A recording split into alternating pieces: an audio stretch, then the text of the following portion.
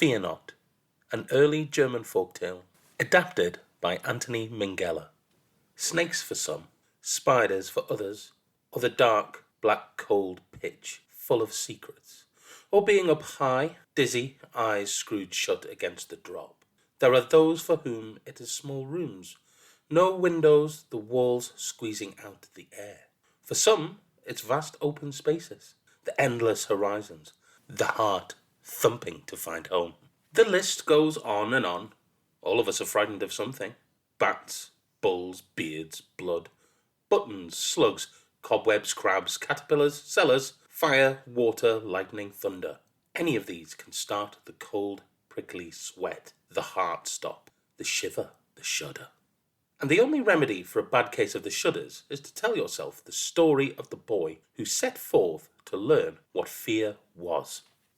Now he was a rare boy, the second son of the second cousin of my second wife's second niece, who died and left her husband a tailor with two sons, the one good, the other good for nothing. And this latter boy was called Fearnot, and he played the fiddle, and folk found him a fine fool of a fellow. Picture him. A shock of red hair, a fixed grin, a light heart, and cheeks spattered with freckles. He had no trade and no wish for one. Nothing suited him better than to sit with his fiddle and scrape out tunes, idling away the afternoons with a song and a smile. Best of all, he liked to find a spot underneath the window of his sweetheart, a merchant's daughter, a beauty, a darling, and serenade her, coaxing a shy wave from her slender hand, a lovely laugh from her cupid lips. Oh yes, this was the best fun, until the father appeared, all flush-cheeked and furious, flinging down flower pots at the fiddling Fearnot. "Be off," he'd say, "good for nothing." And he'd be right on that count. For if Fearnot wasn't valued for his forever smile or his dancing fiddle, why then he was indeed of little worth to the wide world. One day, soaked through from a rainy spell of sweet reels underneath his sweetheart's window, a smile as long as tomorrow, Fearnot skipped home to find his father and his brother hard at work, their fingers flying through the stitches. The tailor looked up, all thumb and thimble, his face dark with rage. "What time do you call this?" he demanded, scowling at his son. Fearnot was confused. "I don't know, Dad," he replied. "What time do you call it?" His father sighed a sigh, his eyes rolling heavenward. "Give me patience," he exclaimed. Then he thought better of his temper. "Have you brought the buttons?" "Buttons?" Fearnot didn't know what his father was talking about. "The buttons I sent you out for this morning," exploded the tailor. Fearnot beamed in recollection. "Do you know, Dad," he said genially, "I completely forgot them buttons. I stood and played underneath my sweetheart's window. Oh, she's so lovely." Exasperation forced his father's eyebrows to his scalp. He turned to his other son and ordered him out to get the buttons. But the elder son, as normal as Fearnot was odd, was frightened of the journey. The walk would take him through the forest after dark, and he was fearful of the shadows. There were trolls there, and dragons. At the mention of the word dragon, Fearnot piped up. "Oh, let me go," he said. "I don't mind shadows, and I never saw a dragon." The tailor nodded wearily. One son fearful, the other frightful, Fearnot grinned and gambled for the door. "What are you going for?" tested his father. Fearnot couldn't quite remember. Don't tell me," he said, scratching his head. "To see dragons." Father's face went crimson. Fearnot tried again. "Oh no, ogres." Father erupted, his voice volcanic. "Buttons!" he bawled. "Buttons!" Fearnot's smile stretched until it seemed it might meet at the back of his head. "Buttons!" he repeated, setting off into the night, saying the word over and over in case he forgot again. "Buttons!" memorized Fearnot as he skipped his way through the village and threaded his way through the forest, his eyes skinned for a troll or dragon or curiosity. But he saw none, made his way to the town, remembered the buttons, and set off on the journey home, 1,000 of them jingling in his big leather purse. As he passed the square, he beamed his twice-round-the-head smile at a gaggle of youths who loafed and lingered on the lookout for mischief. A mischief of youths, you might say. They stared their violent stare, laconic eyes following Fearnot as he headed for the forest. One greasy head bent to the next and muttered. The next head guffawed and bent to the third, passing on the joke. Then all three smirked and slipped from their posts into the woods.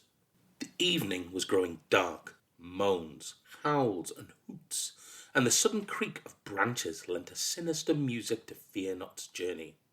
None of this affected him in the slightest, quite the reverse. He had his fingers crossed for a surprise. He kept to the shadows, hoping to stumble on a snoozing nasty of one sort or another. That would be a good story for his brother. But he was out of luck, it seemed, as he neared the edge of the forest. Then suddenly, a huge shape reared up in front of him.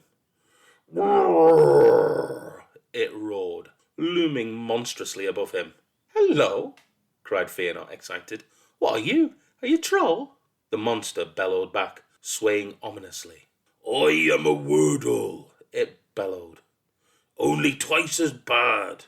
"Oh, never mind," Fearnot sympathized. The Wordle lurched forward. "I want your bag of buttons," it demanded in a new voice. Fearnot apologized and explained they were for his dad. The Wordle growled. "Give me them, or I'll reduce you." Fearnot asked the monster to explain. "I'll mutton you," it threatened in yet another voice. "I'll give you a right flummox." Fearnot was not familiar with any of these terms, but decided they didn't sound very nice. "That doesn't sound very nice," he said. "Give me the buttons," the monster stormed, all voices sounding in a terrible chorus. Fearnot frowned and swung the bag of buttons. "Very well," he said, and dealt the Wordle a resounding blow across the chops, sending it flying. As the monster fell, it seemed to come apart, like a troop of collapsing acrobats, and before Fearnot could say "Foldy roll," the mischief of youths from the square had run off, bruised and battered into the woods, the butt of their own jape. Fearnot hardly noticed the revelation. He was too busy trying to rescue a button or two from the scattered bag. After an hour, he had 11. Back went our boy to his dad's house, full of tales of a Wordle only twice as bad, and sorry about the buttons, and did you know Wordle has 3 voices? Quite remarkable, eh? And his dad, reduced, muttoned and flummoxed by the Wordle of his own flesh, could stomach it no longer and set his son outside, handed him 50 shillings in a purse and told him to go off for pity's sake and learn something. Fearnot considered this strange mission and nodded. He'd always wanted to learn how to shudder, he told his father. The knack of it had quite eluded him. Yes, he declared, he would set forth and learn what fear was. Did Dad think that was a good idea? "Anything," cried the tailor, his eyes rolling to the heavens. "Anything." Fearnot grinned happily. "That's what I'll do," he announced, and straight off he went without bag or bun or second thought. Father stood and watched him, shaking his head as his son waltzed off, for he was a rare boy and no mistake. Off he went, rolling into the world with nothing to guide him but a bag of shillings, a fiddle, and a fool's errand. Many of us have done the same. And so the boy set forth to learn what fear was, and he looked for it in many a dark place, under many an upturned stone. Oh yes, he walked and walked, until at length he came, at length you must, to a crossroads. And there he met a man. Not an ordinary man, mark you, but a ragtag and bobtail sort of fellow. A tinker, to be sure, with a leprechaun's face, and an undertaker's coat, and a belt rattling with the oddest objects, pots, pans, potions, relics, and tools of the most mysterious trades. Seeing Fearnot approaching, this Mr. Jingle-Jangle beamed a beam, and dusted down his breeches, causing an explosion of dust, and sneezed and chewed his way towards him. "Good day to you, young man," he announced with a toothless flourish. "Now here's a lucky meeting." Fearnot agreed and said so. One eyebrow on the tinker's face arched knowingly.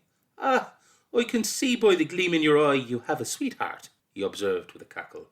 "I do, sire," acknowledged our boy, intrigued. "What's her name?" asked the tinker. Fearnot didn't know. He was sorry. The tinker shrugged. "Ah, what's a name I always say? Mine's Mackay, and I don't mind it." "Mine's Fearnot," said Fearnot. Mr. Mackay nodded a sage nod. "And there you are, as my poor mother would say. Do you have a mother? Fearnot shook his head. I'm afraid I don't. Still, we all had one, and that's the main thing, Mr. Mackay told Fearnot, and patted him on the back in consolation. Then he began to produce all manner of trinkets from his carpet bag. Tell me, he urged his young friend, is your sweetheart dark or fair? Dark, Fearnot told him, like Arabia. Mr. Mackay seemed delighted. Oh, like Arabia, he exclaimed, hopping from one foot to the other. Happy day, oh, happy day for you, young fellow, me lad, for I have in my bag a scarf of silk direct from the shores of Araby. And with this he produced a scarf underneath Fearnot's nose. Take it, and may you learn a name with it. Fearnot felt its silk softness. Oh, thank you, he said over and over. Thank you. The tinker adopted a tone of a generous soul. Because I can see you're a good fellow, he began, I'm only going to ask you what I paid for it myself. A double Persian. Fearnot had no idea how much even a single Persian might amount to. How much is that? He inquired. How much do you have? Came the instant reply. 50 shillings, Fearnot told him, for that was how much he had. Mr. Mackay had an attack of the coughing. When he recovered, he seemed quite unimpressed by the figure. Oh, nothing like that much, he said, waving away his hand. Oh, no, barely half, he muttered. Less than 2/3. His eyebrows seemed to twist into a private question mark. Fearnot, for his part, was thinking past this transaction. I'd like the scarf, he told his new friend, because I have set forth to learn things, and to learn her name is, I suppose, something. But I'll give you all I have, if you could teach me what fear is. Now both of Mr. Mackay's eyebrows quizzed and quivered. One curled into the figure 5, and the other into an O. He asked Fearnot if it were really true if he would give him 50 shillings for the favour of frightening him. Fearnot nodded earnestly. Mr. Mackay seemed deep in thought, chin tucked into his chest. Fearnot waited. Suddenly, the tinker launched at him, roaring. Is something the matter? Asked Fearnot in a concerned voice. Mr. Mackay shook his head and thought of another tack. Close your eyes, he said at last. Fearnot obliged, shutting them tight. At this, Mr. Mackay pulled a butter knife from his bag and set its cold blade against the young boy's throat. What do you think I have at your throat? He asked in a menacing voice. Fearnot shrugged. Is it a knife? That's right, hissed the tinker. A sharp knife that will split a hair clean in two. Fearnot, eyes closed, seemed unimpressed. It can slice a throat without touching its sides, continued Mr. Mackay. That's a good knife, then, declared Fearnot, patiently waiting for something to happen. It certainly is, agreed Mr. Mackay, and I will slice yours, young man, unless you give me your bag of shillings. And with that, he let the butter knife press into Fearnot's preferred flesh. I can't do that, laughed Fearnot, thumping Mr. Mackay heartily, and sending him flying to the ground, pots and pans and bits and bones scattering. For I must learn what fear is, and I'm not frightened of you, Mr. Mackay. You're a friend. Mackay scrabbled to his feet, gathering up his possessions. No, that's right, he said ruefully. We're friends, I'm sure we are. He rubbed his rump with a grimace. No, he sighed. Let me take you down the lane, and I can arrange a small case of the shudders for you. And hobbling and clanking, he hurried off, head buzzing, Fearnot following. Where are we going? inquired the young man. Mr. Mackay pointed to the horizon. To a pond, by the hedge, by a field, by a mill, by a town. And in that pond is a fearful sight. So fearful, he said gravely. Think what fearful is and add 10. Fearnot was delighted. And then I'll shudder, he wanted to know, his voice brimming with excitement. No question, replied Mr. Mackay, and hurried on, adding under his breath, if you survive. So off they went, a most fanciful peregrination, until they came at last to a pond by a hedge, by a field, by a mill, by a town. And as they arrived, with day ending, they saw folk rushing from the mill, still dusted with flour, and these souls would not stop to swap words, shouting instead as they hurried off, "Be clear before dark falls, beware the pond," and other such unwelcomes. Fearnot was somewhat bewildered by these exhortations until Mr. Mackay pointed out that they were encouraging signs of the shuddering to come. It was the pond, he explained, with its terrible secret that would do the trick for Fearnot, and that was why the squeamish had fled. Mr. Mackay himself seemed anxious not to loiter, looking fretful at the sky as the sun dropped, bringing with it pink and grey cloths of evening. "Plunge into the pond," he told the boy in a curiously contradictory gait, one foot moving towards the bank, the other restless to depart. "Fear will swim up to greet you." "Splendid," declared his charge, busy removing his boots. By now, Mr. Mackay was extremely nervous. Good, he muttered uncomfortably. "I'll retire, and I'll find us beds for the night. You must sleep after a good fright." With that, he slipped the purse of shillings from Fearnot's possessions, then hurried off, sending puffs of encouragement over his shoulder as he scampered away. All alone, Fearnot paddled, his feet stirring the green waters, waiting for something frightful to happen. Now, this pretty pool was not all welcome cool and water lilies. Deep in its green deep was a monster, a terrible thing, and the terrible thing was disturbed by the splashes. It peered up through the green and saw a pair of feet, and had Fearnot been down in the depths, he would have heard the sounds of stirring and an indignant rumbling. But he wasn't, so he didn't. Instead, he sat dangling his feet in the pond, waiting to shudder, wondering how, when all of a sudden, and who would believe it, the water began to gather and froth and swirl, as if lifting up a lacy petticoat, and blow me if a ring of sad beauties didn't appear, set a-dancing, eyes closed and melancholy. They were the sisters of the deep, lost daughters in the service of the monster, water in their eyes, water in their veins, their dance a welcome to drowning. Come in, they seemed to say. Come in and sip our bitter beer." And Fearnot looked on, enchanted by their loveliness, as they swam in intricate patterns an inch below the surface, beguiling, entrancing, all grace and invitation. But instead of joining them, he did what he always did when the mood took him. He pulled out his fiddle and began to play a sweet old reel, a ragadoon. And hearing his music, the beauties opened their liquid eyes and moved to its coaxing lilt.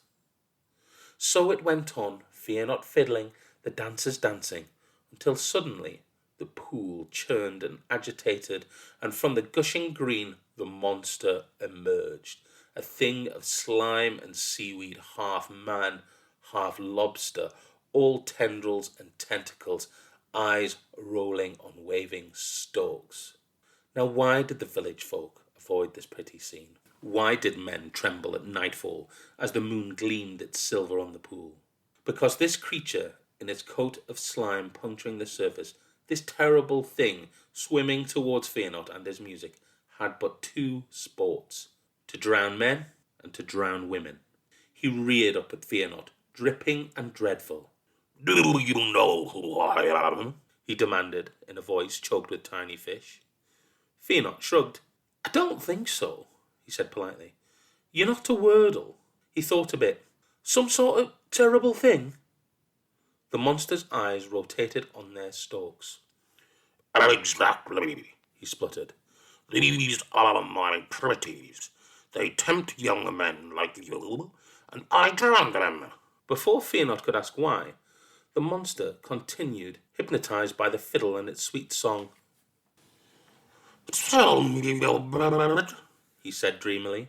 Fearnot tried to explain that it wasn't a bird, that it was a box with strings, that he made the song with his bow, but the monster would not believe him. He splashed out of the water, a thing of stem and stalk, huge and ugly. Others would have fled for their lives. Fearnot merely looked, eyes wide with curiosity, enjoying this adventure. The terrible thing approached him, flailing, but it was not the boy he wanted, but the magic bird. His webbed hand scraped the fiddle, and the strings screeched and jangled. Horrible, moaned the monster, disappointed. You must learn to play, said Fearnot sympathetically, and demonstrated the fiddle's true voice. Tears leaked from the monster's eyes. "Your bird," he cried. "Where does its song come from?" "Far away," Fearnot told him. "Ireland." The monster's eyes swiveled the possible directions. "Which way is Ireland?" he asked. Fearnot looked to the west, to where the hills stretched out in a long procession. "Over there," he said, pointing to the hills. "Many lefts and many rights." The monster looked to the west with a look of yearning. "Then I'll go there," he spluttered. "Ireland." And off he dripped, the green tears raining from him, leaving his daughters and his pool and his endless drowning, slithering away in search of Ireland and the bird that sings. And for all I know, he lives there now. Next morning, the mischievous Mackay had a rude shock. There he was, 50 golden shillings in his pocket, and doing a fine trade in relics and rosaries, for this was a village of many funerals, when along came Fearnot in a fine rage, indignant at the theft of his shillings, and if not disgruntled, certainly not gruntled. Oh no, not gruntled in any way at all. He stormed through the eager crowd of customers and set about the miserable tinker, berating and bewailing him, and would have made a tomato of his nose and cauliflower of his ears had he not revealed the sum of his exploits and the fate of the terrible thing. Through his rant and rail the crowd caught on, and the next minute hoisted our boy up and carried him aloft through the streets, circled 10 times around the pond, then back for a carnival that did not stop for a week. Later, after not one feast but 28 gifts, 4 offers of marriage, and much playing of the fiddle, the whole village collapsed into bed and slept soundly, freed from the terror of the terrible thing. By then, Mr. Mackay, self-appointed manager of heroes and historian of Fearnot's exploits, had noted details of trolls and terrors and dragons and demons and untold unsolved mysteries. Thus commissioned, the 2 companions set off, cheers still ringing in their ears, and it wasn't until the next day, heads still muddled with cider, that Fearnot remembered to clap Mr. Mackay's ears, retrieve his 50 shillings, and ask him where they were headed next. And I'll tell you all about it next time.